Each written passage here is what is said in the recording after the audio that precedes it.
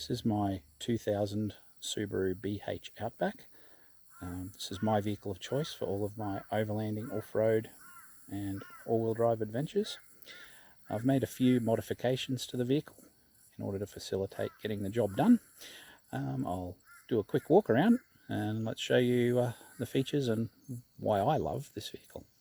Okay, so as you can see up front, some of the first modifications, the Bullbar, obviously we've got a roof rack, an awning, fairly basic modifications.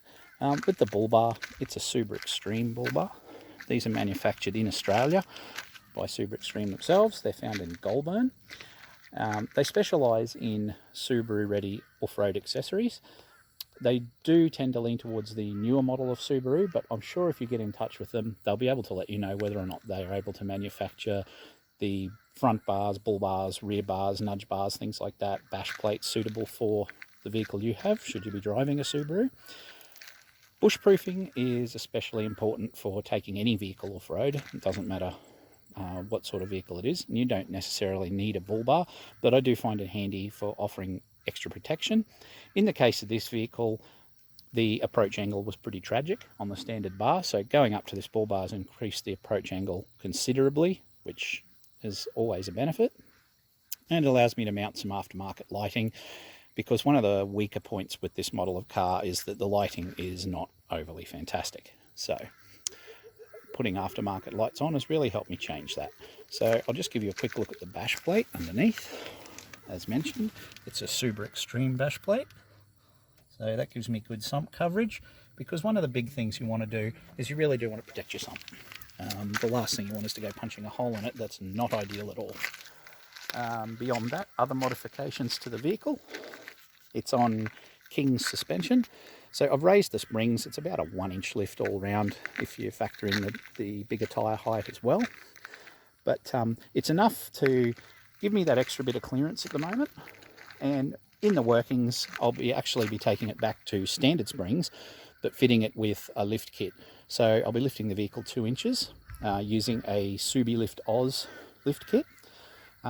These, I'll put a link below in the description for the video, but these are sold through Subi Oz, Matt Chaplin, the proprietor. You can get in touch with him via Facebook. Now, with all the lockdowns and everything we've had with COVID this year, Matt is snowed under, so don't be disheartened if he doesn't come back to you straight away.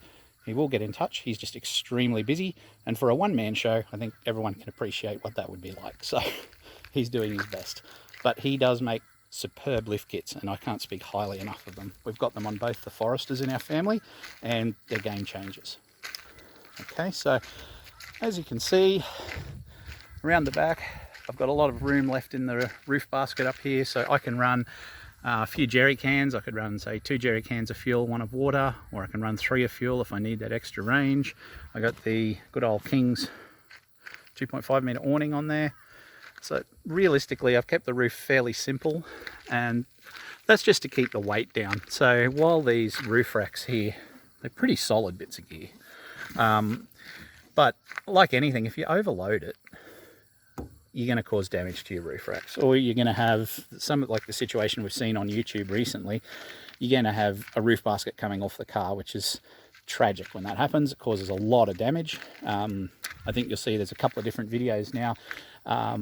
Tyler's got one up. I'll put a link in the description below for his video, which gives a great perspective on checking out just the weights that you can actually carry on top of your vehicle. So I would recommend checking with the manufacturer of the roof basket that you're using, and also your vehicle's manufacturer's specifications for how much weight you can carry on the roof. It is a very important thing to consider.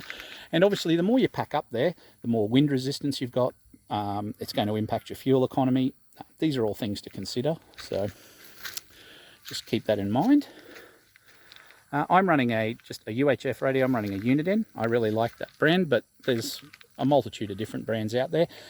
These are an essential tool for keeping in contact with a convoy if you're out in a group or with a group of people, but also for safety. If you do get into trouble, hopefully someone can hear you and you roll through channels, you can get yourself out of hot water that way. It really is worth having, so would recommend that. Okay, looking at it from the back end, as you can see, even with just a 1-inch clearance lift, I've got plenty of clearance under that car, even without my lift kit. And so far I haven't found anything too bad that's managed to get in my way simply because I didn't have enough clearance. So my favourite feature of the Outback though has to be the room. Room is critical to me because with all my adventures and everything like that, I need to be able to carry the right amount of gear. I've got to be able to take my gear out. I need it to be carried comfortably so that it doesn't intrude into the cabin space too much. And while it doesn't look like it straight away off the bat, the Outback does actually perform this role really well. I'll show you why. So this seat folds down, but even better is this folds forward, and then this locates in like that. And I can do that with both seats. Obviously I've got my niece's seat in the car at the moment, but with both seats down, you can just get an idea of the real amount of space that gives me. It's quite phenomenal. I can take so much gear in that car and it doesn't struggle with it. I don't have tent poles and things hanging into the front of the car. It's my favorite feature. No matter what I want to take, I'm never thinking, oh, I don't know, can I fit that in the car? I just don't have that issue with the Outback, with that long wheelbase. It really does a good job of fitting everything in that I need. Yeah, so I've chosen it's a 2.5 litre variant with a 5-speed manual transmission. It's got a low range gearbox with about 20% reduction.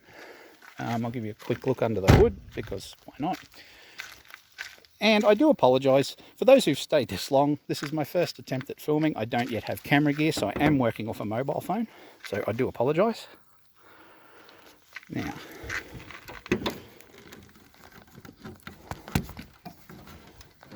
okay.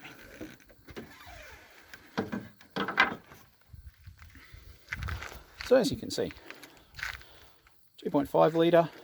It's pretty much standard. I don't have anything crazy going on yet. There will be a snorkel going on just so I can do the few river crossings that I like to do without worrying whether I'm going to be aqua locking the engine, or hydro locking I should say. So snorkel will be fitted here, and up there's a nice snorkel out there that fits this car perfectly, which is the NH Pajero snorkel.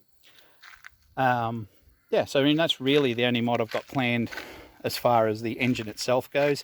I will be doing diff breathers and gearbox breathers as well. It's also important for river crossings, just to make sure that make sure that you're not getting a gearbox full of water, and the same with your differential. So pretty straightforward. As you can see, the mods I've done, there's not a lot of them, just a few little bush proofing exercises just to make the car that little bit more suited to what I'm trying to do, just to get it up off the ground a bit.